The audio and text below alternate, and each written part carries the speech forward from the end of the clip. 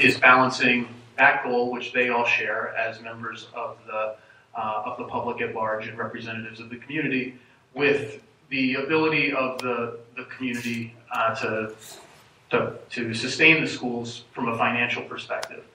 So our Board of Education, just like you all, grapples with some very complex issues, and they give of themselves freely in terms of their time, and they just do a very good job. And so at the end of the day, when we present a budget, it's really a collective effort, and it reflects the priorities that we have as an administration and as a Board of Education with the realities that we face beyond the school district. So I'll try to just review some of the context for the school district of the Chathams in terms of districts nearby from a performance standpoint, from a financial standpoint, then talk about the budget itself and the impact that has on the tax levy, and of course I can answer any questions at the end of the presentation or during the presentation anytime. First off, it's important to understand that our enrollment has basically exploded, at least since I've been in the district. I joined the district in 2001, and since then our enrollment is up almost 40%. So we've got a lot more children today than we ever have before. This is the largest this year. This is the largest the district has ever been in the modern era of consolidation between the borough and the township. The high school in particular has been impacted by enrollment growth, and the high school has grown something in the order of 50% or so in that same period of time. And every 3 years, basically, we're clipping off, somewhere between, as you can see, 8 and 18% growth over the prior 3 years. And our forecast, and I say it's a forecast, this is an average between what a demographer, a professional demographer, has forecast for the district in terms of growth and the students who are currently in the system right now.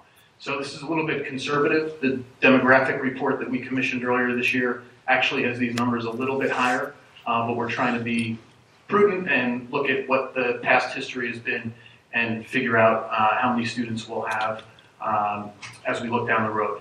So as you can see there, the projection is for about 1,400 students at Chatham High School in the year 2019-20. So right now, today, we have 1,154 students at the high school level. At the same time, this school district continues to spend less on a budgetary per pupil basis than most other districts. So every school district, or I should say there are different arrangements or configurations of school districts. Some are just K through 8, like Harding, for example. Others might just only be 9 through 12, like Hanover Park Regional down the road. These are all the K through 12 school districts in Morris County. So every one of these districts services students, basically pre-K through 12, I should say, but their official designation is K through 12. And the per pupil budgetary cost is that second column there, and then the two of the indicators of student achievement that the New Jersey Department of Education publishes on an annual basis are listed there. The average SAT score and the rate of participation among students. And that's essentially the percentage of juniors and seniors who take at least one AP test in a year. So you can see that Chatham is pretty much running at a below average per pupil budgetary cost, but an above average level of performance, even when compared to other very highly competitive, high-performing schools like Mountain Lakes or Madison or Kinnelon or Randolph. If we look a little bit closer beyond Morris County and here in the Tri-County area, it's a similar story. We spend less on a per pupil budgetary basis than our neighbors do. These are all K through 12 districts as well, and our outcomes are favorable compared to our neighbors for the most part. So we're proud of that and proud of our students and how they're doing. So for this current budget that we're about to propose to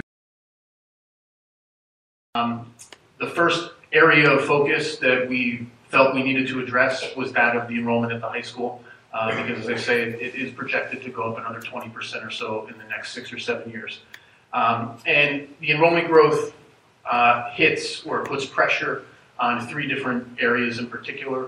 One is class size, the other is extracurricular opportunities, and the third is facilities. So I'll just move through there very quickly. This budget calls for investments in staffing in pretty much all of the core content areas. These are areas that students have to take courses in order to obtain a high school diploma in the state of New Jersey. And we've got math, science, social studies, English, world language, and the form of Chinese. This is our 3rd year running Chinese in the district, middle school and high school, and then art. Mike, Yep. Is there a mandated class size that you can't go over? I mean, is that they need to have the additional staff? There is no mandated class size. The history of our district is that we aim to keep class sizes at 25. Right now in the high school, we have about 45 classes in these areas that are at 25 or 26. And last year, we've been in the habit the last few years of kind of investing every other year in staffing at the high school to try to keep the numbers at a manageable level where they've This been. additional staff would keep you at the 20. It's not replacing people who have left. No, It's this is new staff. to keep it at the 25. Exactly right. To keep as many of them at 25 or below as we possibly can. There still will be some classes, there always are, that exceed our goal just because of the way scheduling works. But this will help. We also, as we've grown over time, have not expanded our extracurricular catalog to accommodate or to reflect the amount of enrollment growth we've experienced. So in this budget, we also are planning on introducing a number of new activities.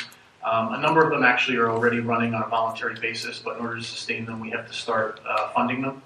And we've been looking at our athletic program, because what's happening now is that when our school was, say, had 800 students enrolled, we had kind of the same number of athletic teams. And now we've got almost 1,200 students enrolled. Some of those athletic teams have grown in size. Track, just as an example, we've got well over 100 kids running winter and spring track.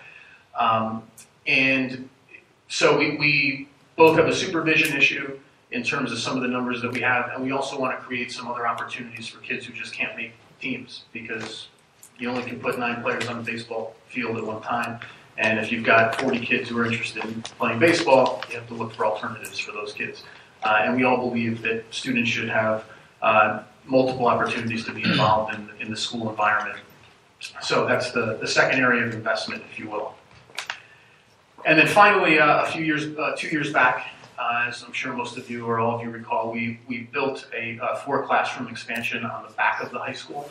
At the time, we were, at capacity in the school, and we had planned at the time to then add on to that expansion.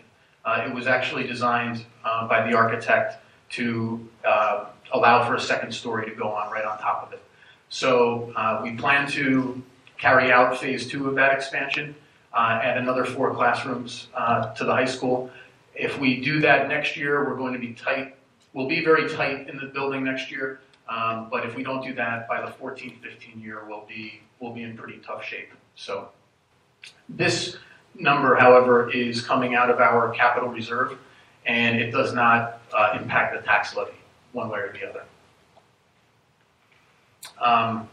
We will see a little bit of a decrease at the elementary level. We're kind of monitoring on a daily basis our kindergarten enrollment because the demographer projected us to start declining in kindergarten beginning next year.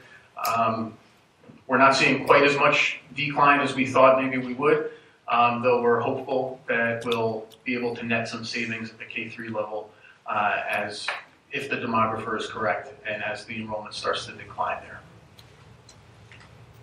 And then as we have this bubble moving through the system, it's important also to understand that it's more expensive always to run a high school than it is to run an elementary school for a whole host of reasons that I don't need to go into today. But if you look at school district spending in the state of New Jersey, those school districts that service exclusively elementary kids always spend much less than school districts that service exclusively high school students.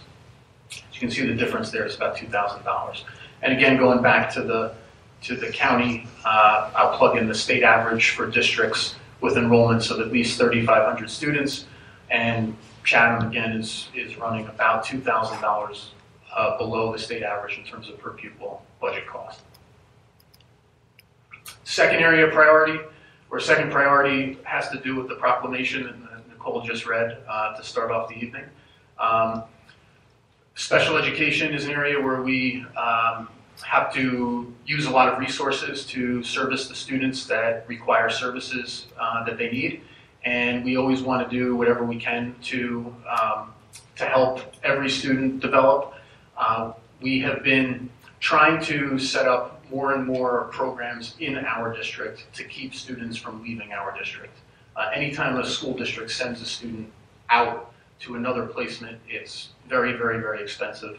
And so the more programs we can offer in-house, number one, the more students we can keep here and not send out on a tuition basis. And it also gives us the opportunity at times to bring students in from other districts.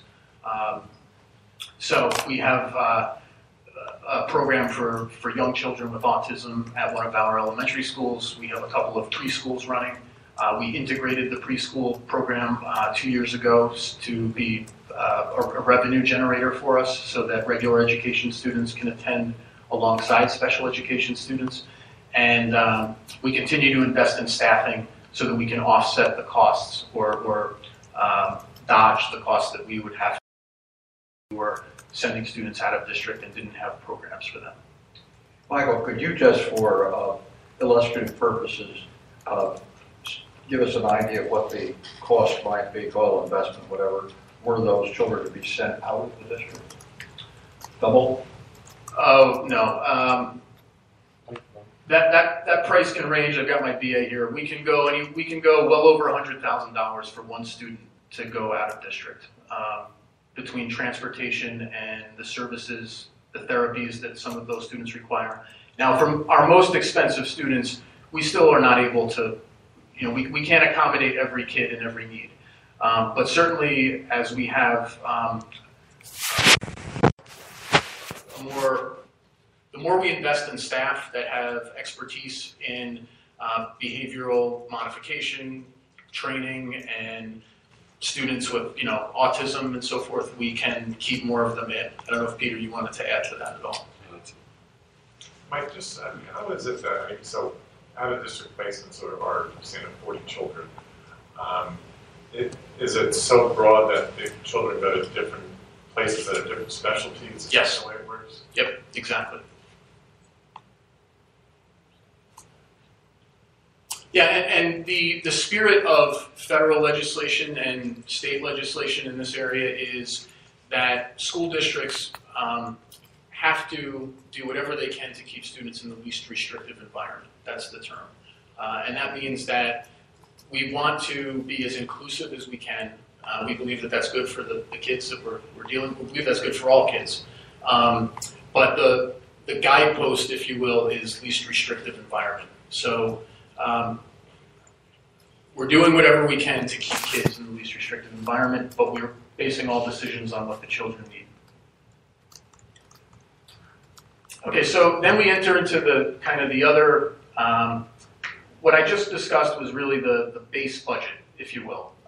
What we believed, what we determined as a Board of Education Administration would keep our programs, maintain the level of services that we've been providing, and maintain what we've been doing.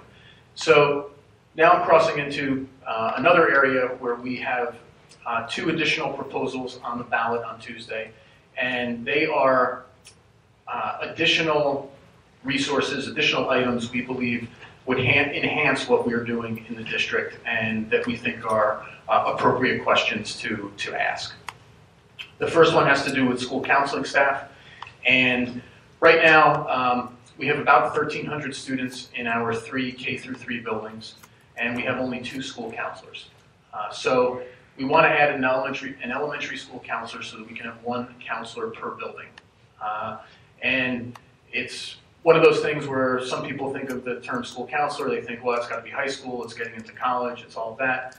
And certainly, we have school counselors at the high